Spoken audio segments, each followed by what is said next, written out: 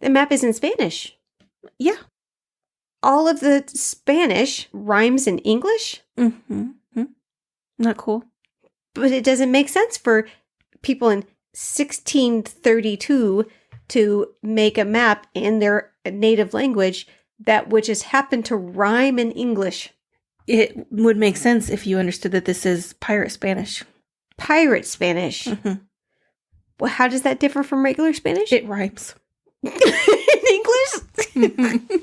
So pirates also speak English. Spanish pirates also speak English. Yes, but it's pirate English.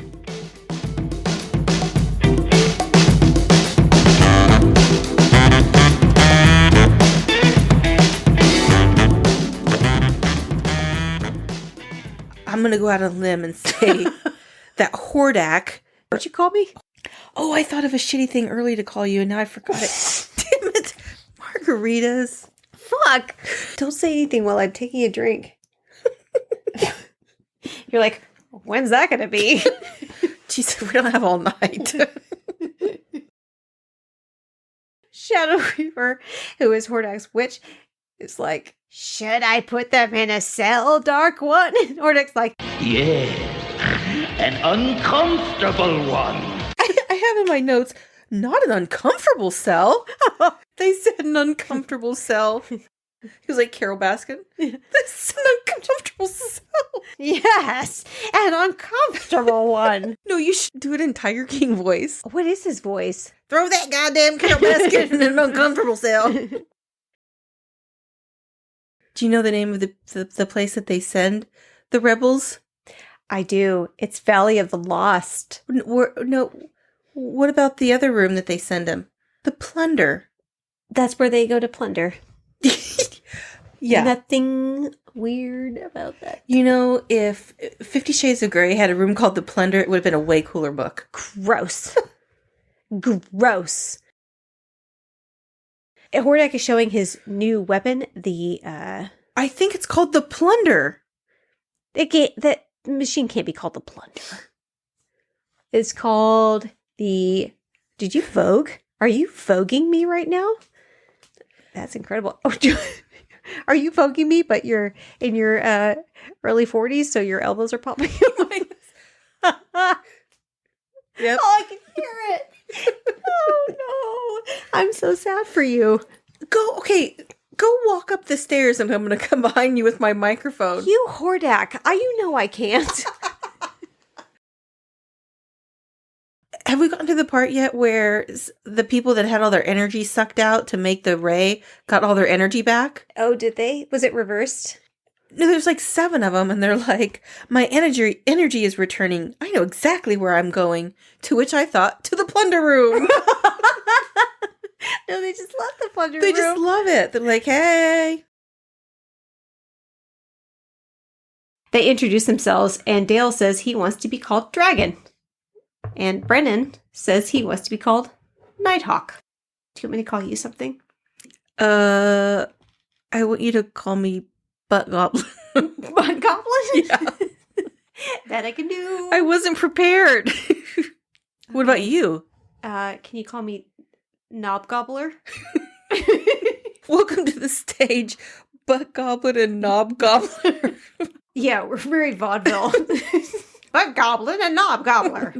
You see? Bring our boys back home from... It's so fucking stupid.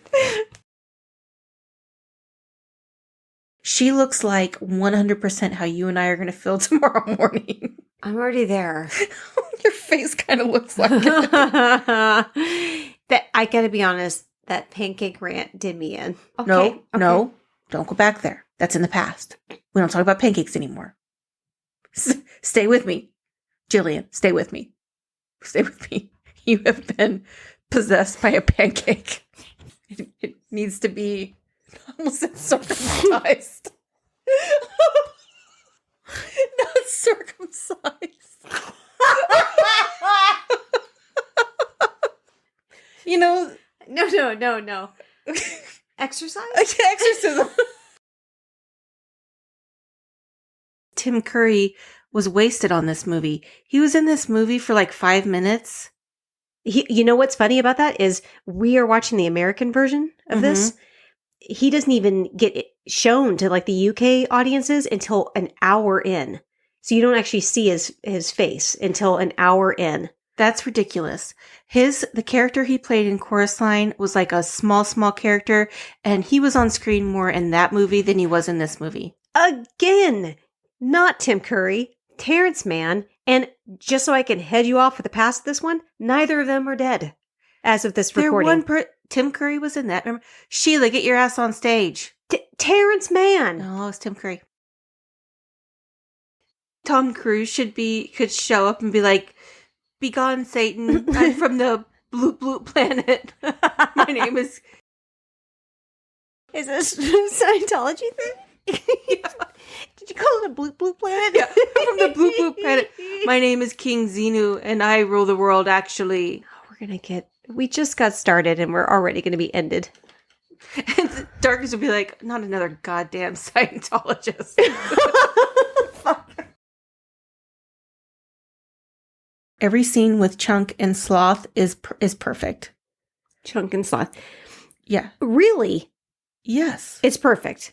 Yeah. So when they were feeding each other the baby Ruth, Yeah. you were okay with that. Yes. And then when Sloth kissed him on the mouth, Yes. you were okay with that. Mm-hmm. Your face has contorted into the actual letters LIE. I think it's been established that I don't like germs. Yeah. So I would not want a stranger kissing me unless it was most of the people I've listed on this podcast. Or feeding a candy bar to each other. I mean, something about that can be kind of sexy. With Sloth and Chunk. No. I hate all the Jacks in the boxes. Yeah. What's the plural?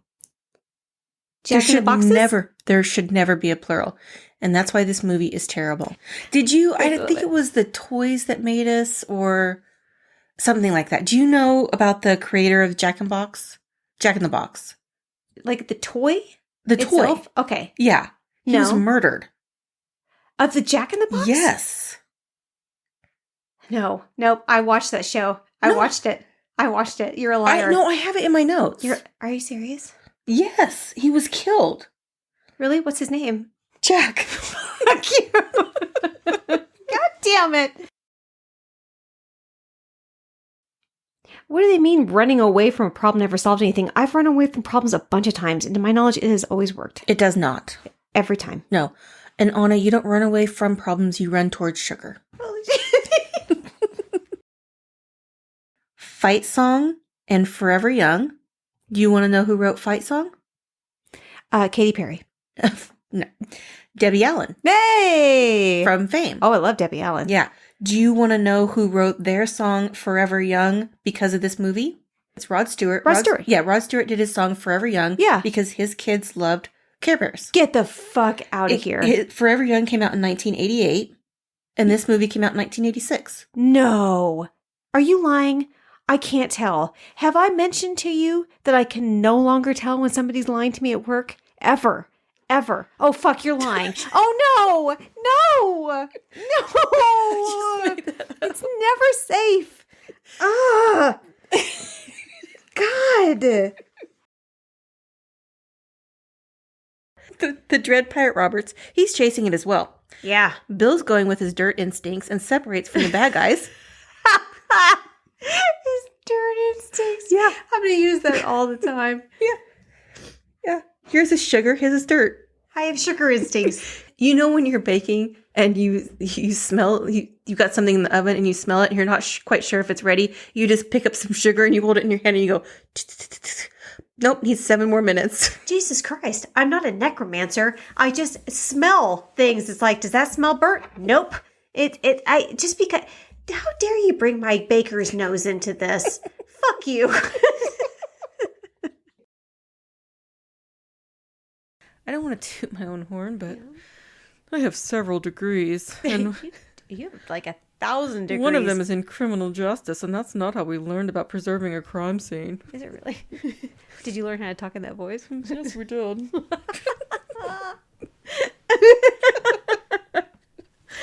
It disarms people immediately. It makes them wonder if they know where they're at and what they're doing, and should they tell the truth or should they lie. Should you work on that? Because I feel unsettled, not disarmed. It just comes naturally to us, those in the biz.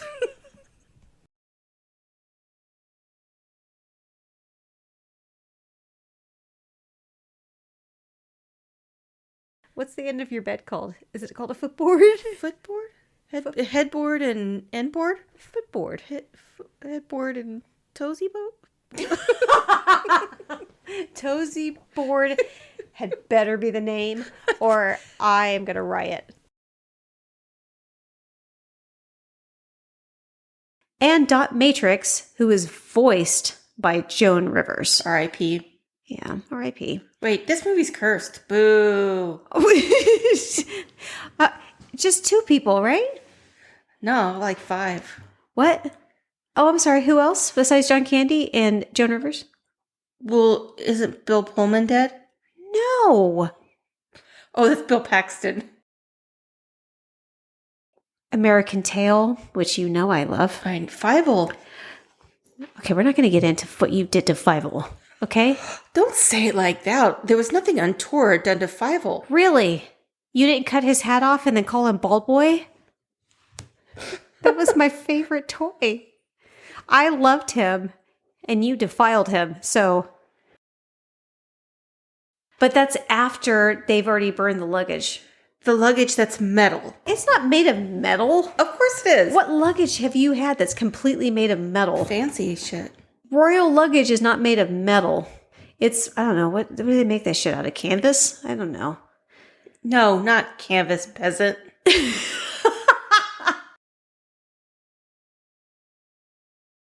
Oh, is this when they say the R word several times? Oh, I don't have that in my notes. They say that word several times in this movie. Remedial? No.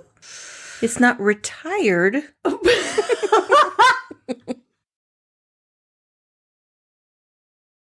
one point, he's watching the robotics team celebrate New Year's. Oh, so yeah. funny. Funny. Yeah. The scientist sucks the face off the other scientist without her consent. He just grabs her face and goes right in. Haven't you ever been to a New Year's party? Yeah, and if somebody tried to suck my face off, I'd kick him in the balls. What happens at the OCP robotics unit stays at the OCP robotics unit. Until you testify in court. Maybe you were laughing so hard because of Emil going, oh, stupid scene. Oh my god. You know what I would love? Is a mashup of that and him singing in Fame. I sing the body neck.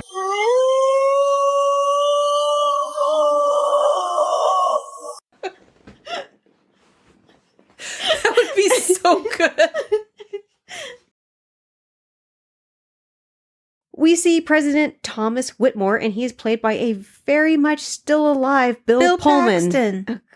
Bill Pullman, who is definitely alive. This fucker can survive tornadoes, aliens. I like low rank Keanu Reeves is like, is it possible it'll miss us? No, you fucking idiot. It's not possible. Maybe. I don't know. He's concerned. He's got to go surf some sweet waves. In the desert? Yeah. God, Dad, you got the wrong field. Ugh. Where McMullet is trying to explain to Cassandra with a K about the warlock. Yeah. Do you remember how he described him? Blonde? No, I've got it. Ponytail. No. Earring. He's the rudest warlock that ever walked in daylight. And I just said, like, not a rude warlock. And then they make off with the boat. What? I think he's a climate change denier. Who? The ogre. Just to be clear, are you talking about Peter Vaughn who plays him or the actual ogre? The ogre. and why do you feel that way? I don't know, but I think something happened in the movie that made me write down this ogre is a climate change. What the fuck? I can't think of a single sign that would have pointed you towards that path. I think it was something about pollution, maybe. I don't think so. Is this where Wally dies? No, he never dies. He's like Bill Pullman. He's still alive. I mean, not now. I mean, not the actor. Wally in real life is dead. Not Bill Pullman. I know, he'll live forever in our hearts. Hatreo makes it through, but now he has to face the magic mirror gate. God damn. What's wrong with that?